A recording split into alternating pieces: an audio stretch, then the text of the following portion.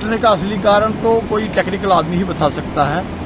मैं सुबह से देख रहा हूँ कि जो नेताओं का सीजन सा लग गया यहाँ पे, मुझे कहते हुए थोड़ा सा ये शर्म आ रही है, लेकिन हम पता नहीं क्यों एक आपदा में भी अफसर ढूंढना शुरू कर देते हैं, विशेषकर अपोजिशन के लोग। कोई संकट आता है, कोई नहीं चाहता कि कोई समाज जो है वो सफ़र करे, लेकिन पता नहीं क्या सुबह से मैं बाइट देख रहा हूँ, सबको पता है। और ख़ासकर मैं देख रहा हूँ भाजपा को, हमारे नेताओं को ब्लेम किया जा रहा है।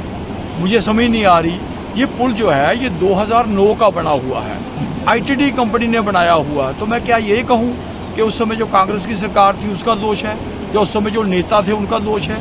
किसी का दोष नहीं होता। ये इंजीनियर की एक टेक्नोलॉजी है। और इसका ये लोग, मैं प्रेस वालों से भी कहूँगा कि आप ये शब्द यूज़ कर रहे हैं बार बार, पुल टूट गया। पुल टूटा नहीं, पुल बैठ गया है। शब्द को करेक्शन कीजिए, ना वो टूटा है ना वो कहीं से क्रैक आया है। वो पुल जो पिलर है वो बैठ गया। बैठने का कारण क्या है? अवैध माइनिंग। जो माइनिंग जो 20-20 फुट हमने जो खोद दिया, दरिया का जो बेड था वो खोद दिया, तो उसका मुख्य कारण तो ये है। हम उस पर कोई नहीं जाना चाहता। हम ये देख रहे हैं कि पुल टूट गया, कहीं ना कहीं मोदी जी को, कोई गडकरी जी को गालियां निकाल रहा है, कोई किसी को गालियां निकाल रहा है।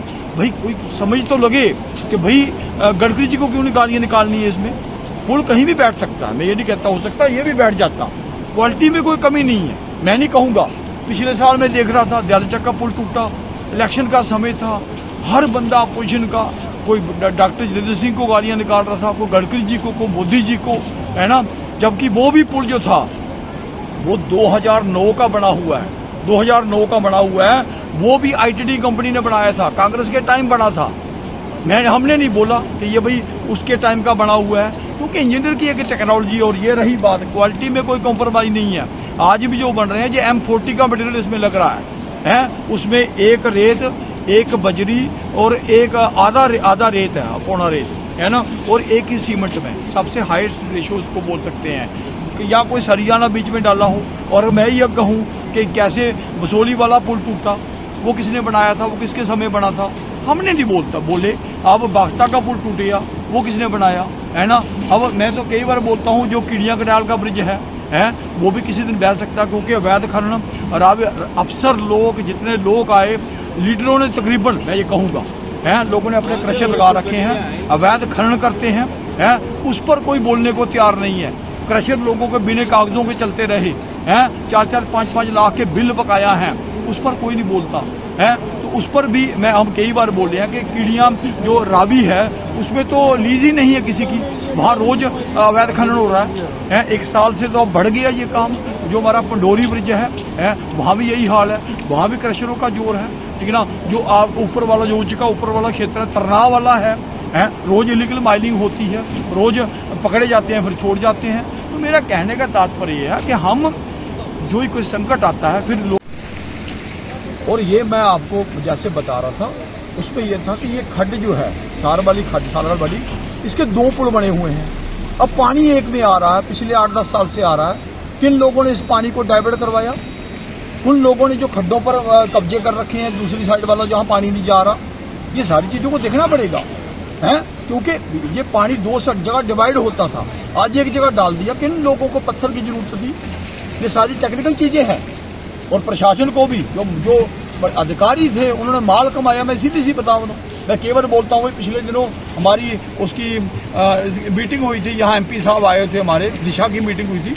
मैंने उसके अंदर भी बोला था ये बोला था कि ये 2 जगह डिवाइड कर रखा है और इलीगल माइनिंग हो रही है।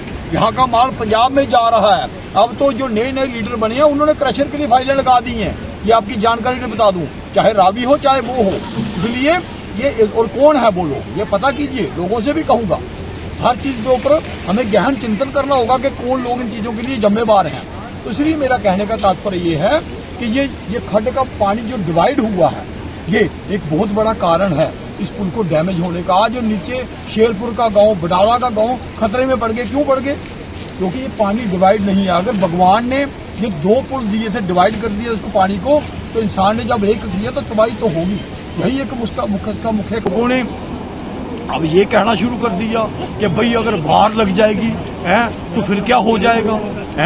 अरे भाई, बाढ़ लगाने की पाकिस्तान की हिम्मत नहीं है आज की डेट में कि वो वार लगा सके, उनका जाके वीडियो देख लें। मैं ये नहीं कि मैं भाजपा का हूँ, है तो मैं इसलिए बोल रहा हूँ। आज पाकिस्तान थर थर कांप रहा है। आज अमेरिका जैसा जो देश है वो घबराया हुआ, जो कहीं हमको गिनती में नहीं रखता था, है आज उस चक्कर में। आज ये बातें करने का समय नहीं है, उस पर कभी और बात कर लेंगे।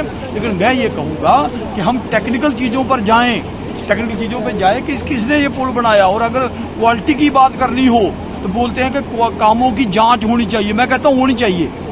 आज की डेट में 90-95% ठेकेदार किन पार्टियों से जुड़े हुए हैं?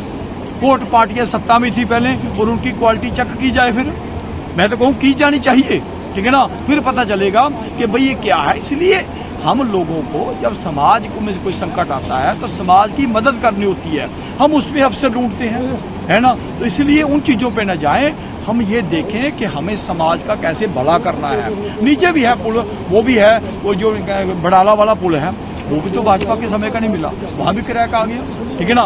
तो जो बनाने वाला होता है वो कोई ठेकेदार होता है, वो किसी की पार्टी का नहीं होता, है ना। हम पार्टियों को बीच में घसीट लाते हैं। इसलिए मेरा कहने का तात्पर्य ये है, मजबूर होकर ये बोलना पड़ा। अब शाम को मैं तो सुबह से यहाँ था हूँ, हम नहीं चाहते थे कि इस पर बोला जाए। जलचा के समय भी हम नहीं बोले कि ठीक है इनकी राजनीति चमकानी है, कोई चमका ले जितनी चमकाना चाहता है, लेकिन ये चीज़ें कहीं ना कहीं गलत है। बहुत बहुत धन्यवाद।